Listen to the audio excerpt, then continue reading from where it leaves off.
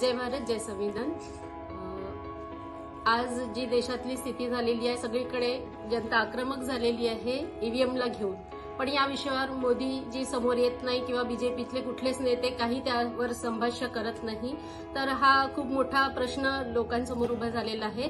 तर आम्ही जी परिषद घेतली लोकांची जनजागृती करण्यासाठी ईव्हीएमच्या अगेन्स्ट, तर त्याला भरभरून प्रतिसाद मिळालेला आहे आणि आता हीच आम्ही भूमिका ठाम घेऊन सातत्याने प्रयत्न करणार आहे की जास्तीत जास्त लोक या मुवमेंटशी कसे जुळतील आणि याच्या अगेन्स्ट कसा आवाज उठवतील। आणि आम्हाला सगळ्यांना हे सांगायचं आहे की ईव्हीएम ही देशासाठी घातक आहे, लोकशाहीसाठी घातक आहे आणि ती इथून हद्दपार करायसाठी जे काही प्रयत्न करता येतील आम्ही याच्यासाठी मोठ्या मोठ्या परिषदा घेऊ, जनतेपर्यंत जाऊ। आम्ही याचा प्रचार प्रसार मोठ्या प्रमाणे करणार आहे।